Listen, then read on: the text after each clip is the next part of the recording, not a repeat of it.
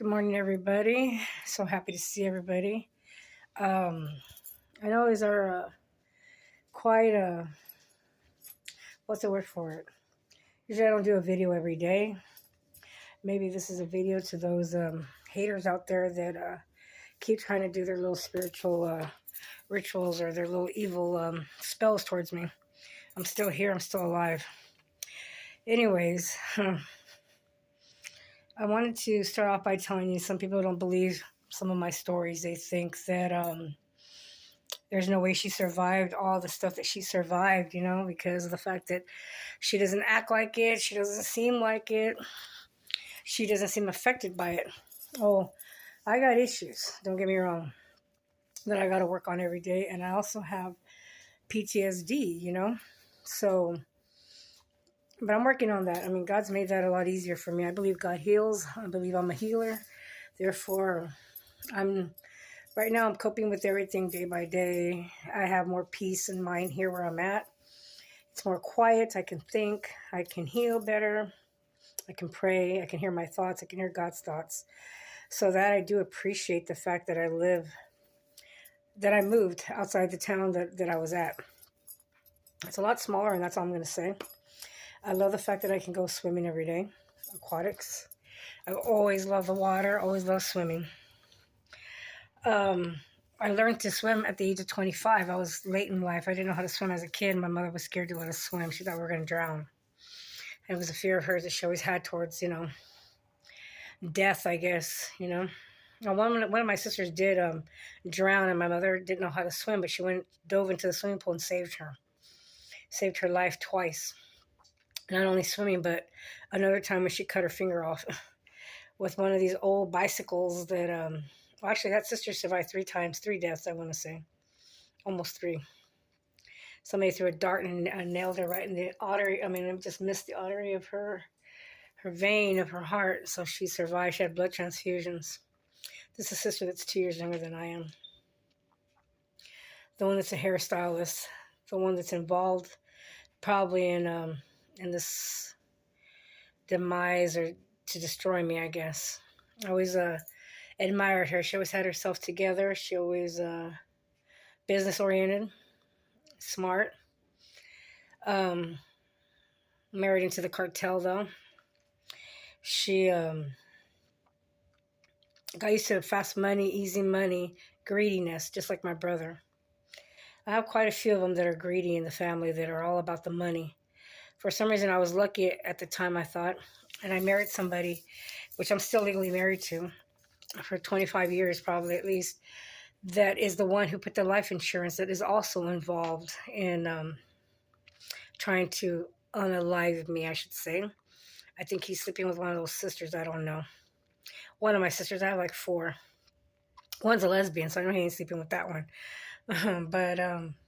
And hopefully he ain't sleeping with my brother who's gay, so I don't know. They're all involved in all this shit, which I had no idea that they all got involved in, like sex trafficking, human trafficking, all this bullshit. I didn't know. I found out recently when people try to kidnap me and try to, or were interested in my human organs when I was in El Paso, Texas, is when I alerted the FBI about this shit. And since that day, I mean, they've never left my phone. I've been a POI, a person of interest for them for a long time, And so has my family, because I didn't know how corrupted I knew they did some bad things, but I didn't know that it was that bad, and I didn't know they were going to get worse in time and in years. And I didn't know that they were going to try to do something to me. I didn't know I was going to be the lucky one to be sacrificed. I mean, I know we all had our arguments and our fights and stuff like that, and I knew some of them didn't really care for me at all. My brother never liked me because I was a child that came in after him between my mother and my father. And so he just hated me because he hated my father, because my father was a stepfather. And so he just had it out for me. That brother just had it out. I mean, to the point where he tried to do something to my son. There's a lot of forgiving that's been hard for me to do towards these family members because they've done a lot of things that are just unexcusable. And I'm not trying to live in the past. I'm trying to tell you that I've lived a horror and a nightmare of a life. And The reason I'm here is because of God. That's the only reason why I've survived this. It's the only reason that I can thank my lucky stars for, is that the fact that I believed in Jesus. And that's what kept me alive all this time. To this day, they're still trying to figure out how to unalive me, how to plot and plan to either poison me or get me to go on a road trip or get me to think that somebody wants to marry me so they can kill me after I sign some papers, probably if I get married. Like, there's so many things that people are up to, and they think that I don't see it. They think that I don't know. Number one, I wouldn't be stupid enough to not sign a prenup. Number two, right now, I mean, the last thing, I would not marry anybody right now. I mean, he'd have to be already a self-made millionaire or somebody who had good intentions with the Lord that I could trust. And it would take me a long time to trust somebody in that sense. I'm not looking for long-term relationships right now. I'm looking for friendships and things like that. And if it grows from there, it grows from there. But I mean, people have to realize that my intentions are coming up clear and straightforward. So I'm not going to hesitate to express myself and to explain to you what I expect and what I want. And not that I'm high maintenance. Not at all. I'm not. But I believe in what I believe in, and it can't be just some idiot that believes in spiritual rituals and spell work. Just because he works for the law enforcement, that's supposed to impress me. Actually, it makes me worry about the law enforcement. It makes me worry about our judicial systems, the lawyers, the judges, just how corrupted everything is and how people are involved in these stupid cults, And I'm not saying every single person is, but the majority are. It's like they just follow the leader. They don't stand up for themselves. They don't care that they stand out. I mean, that they don't want to be alone in the workforce, to stand out and actually stand for what they believe in and not care if they're ridiculed or they're picked on or fucking harassed at work. It takes balls to fucking stand up for yourself. It takes a lot of balls to fucking not be a follower. It's not the easiest thing to do, and to speak out and to point out when people are doing illegal activities and corruption. It takes a hell of a person to come forward like that. And that's the kind of man that I want in my life. A man who is not afraid to stand up for himself, to stand up for what he believes in, regardless of everybody else is against him, regardless of the consequences of what's going to happen during it or after it, but that has faith in God. That's the type of man. Not these idiots that are in these covens, whatever you want to fucking call them, doing stupid spell work that obviously are not working.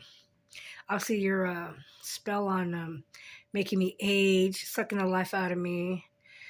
I mean, scarring on my face. What can I say? I was in a domestic abuse idiot that tried to disfigure my face. So a lot that you see on my face, I've had 12 stitches on the eyebrow. So sometimes my eyebrows are not even. They don't look right. I try to hide one of them because this one has been damaged from, this guy was supposed to be a boxing coach, right, for children, this last relationship. So he knows as a boxer that where to hit a person, right? So of course he hit me right here. These are the most sensitive parts of your face, I think, is here and here. Because I watch boxing. So when he nailed me here, I mean, it ripped, tore open right in here. But I mean, the scarring, I heal so quickly and I heal so good. And I'm not bragging about it, but God is good, is all I got to tell you. And so I had like 12 stitches here, which have healed. But the hair doesn't seem to want to grow, which I don't care about that. Is the fact that I didn't lose my eye is all that matters to me. That when he hit me, it was a cheap shot from up high down to the face, trying to scar my face, disfigure my face. I saw spells where he was trying to disfigure my face. There is scarring. I've been bit by a spider, believe it or not. But a lot of this is scarring too from, from domestic. And we're not going to go there. We're not going to give him praise at all. But people say, oh, she's not went through hell and back. Oh, yeah, I did.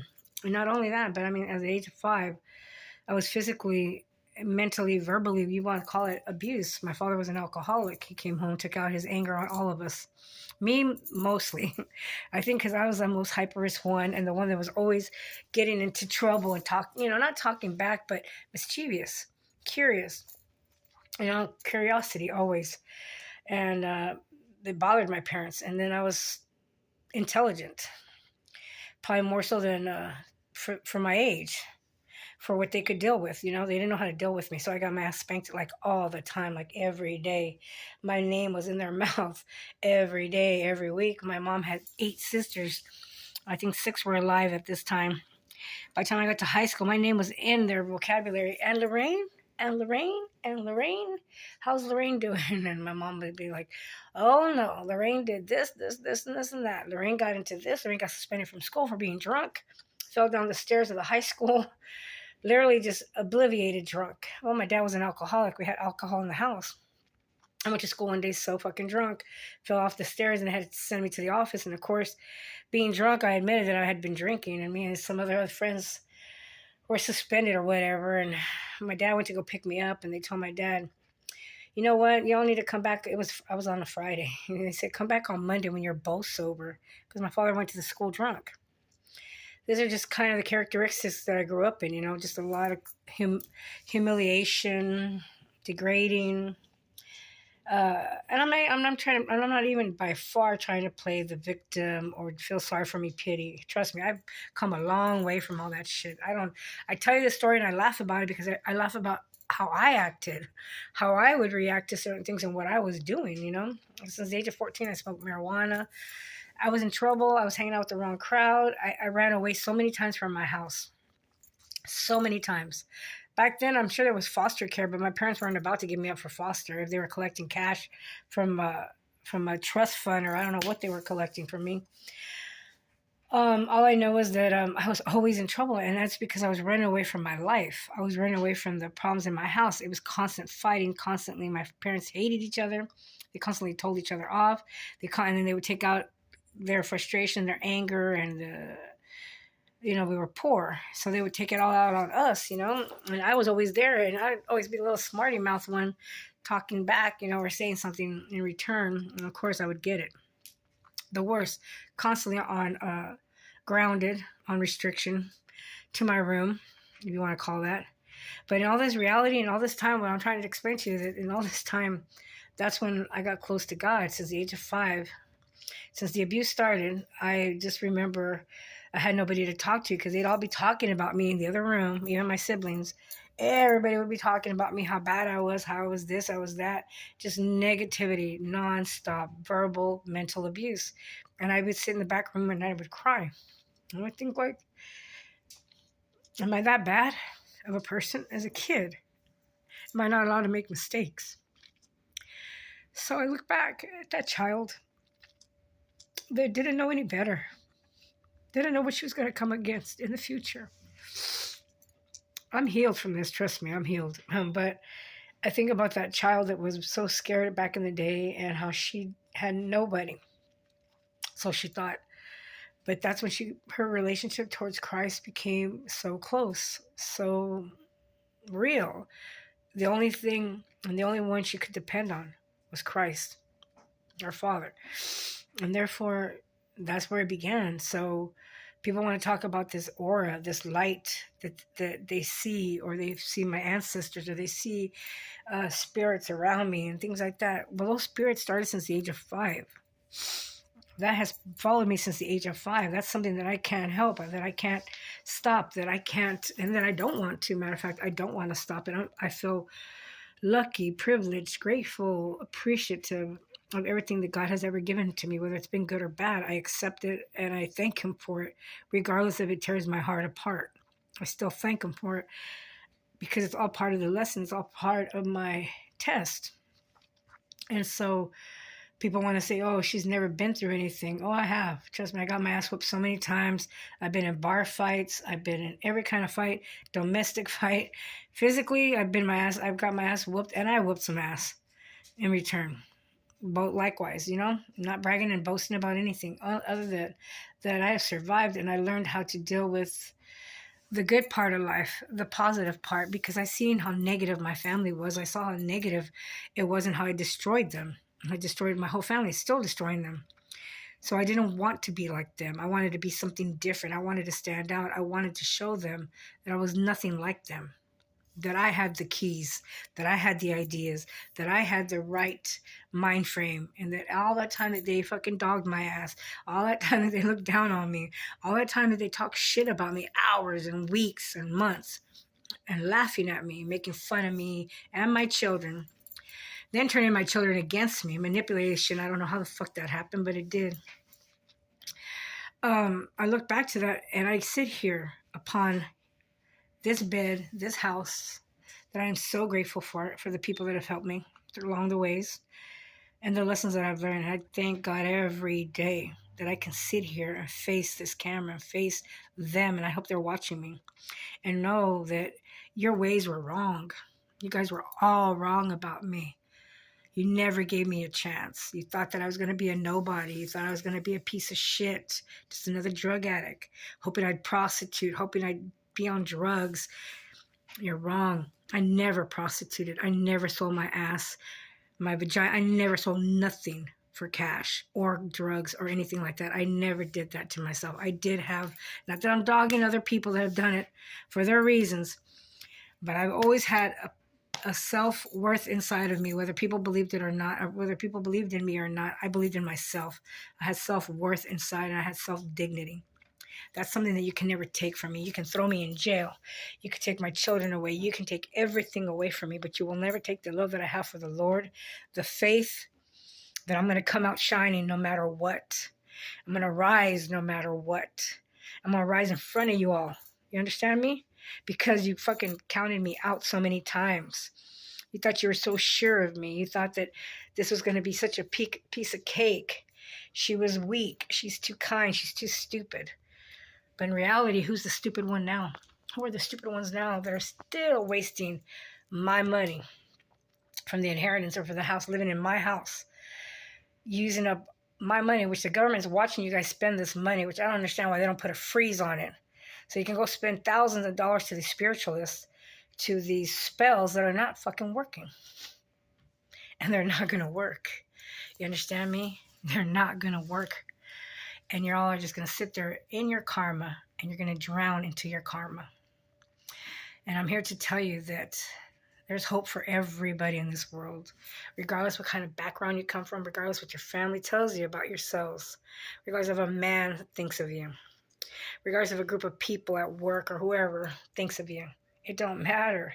It's all about what you think inside.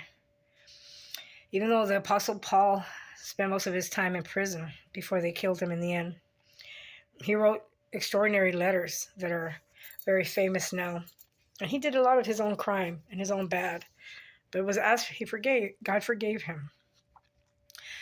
And so therefore, you can put somebody in prison and you can imprison them. You can hold them hostage. You can try to do all you can, but you can't take away the spirit that they have inside of them, the soul that's meant to be, the spirit that's meant to be.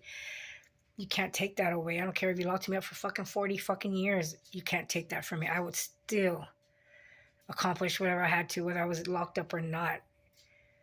That's the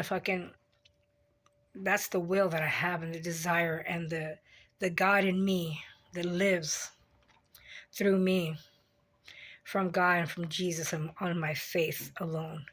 You can't destroy somebody who has strong faith. And that's what you got to understand. I don't care how much money you spend on these stupid spiritualists. I don't care if you went to the damn Pope or whoever the fuck you go to. Ain't nobody going to bring me down but God. You understand that? Nobody. Spend all my money. Spend all that. I'm going to have to sue people for this. Because people are allowing this, freezing your assets and your incomes, this money that you all are spending just lavishly. Somebody's going to have to pay that back, right? Somebody is. Somebody's going to be held accountable, whether it's the government or these cults or whoever the hell, but somebody's going to pay back that money that y'all are just spending and building upon karma after karma after karma, right? So anyways, I leave that message with you guys and let you know that my life is grand. It's great. I may not be making millions and millions of dollars. And I never, ever wanted to make millions and millions of dollars. It wasn't even about that for me. It's about just finding the right people, the right life, the right home, the right kids, having the right family around with the support and love that I deserve, that everybody in this world deserves. Don't ever count yourself unworthy of anything that you desire in this world, because what you desire, you can manifest, as long as it's all done in good spirits and in good ways where you're not going to hurt anybody along the way. Just remember that. Remember that I love you guys, and that those who support me, those who hate me, either way, you're making it. You're making me be who I need to be. It doesn't matter. Nobody's going to break me but me, but the Lord.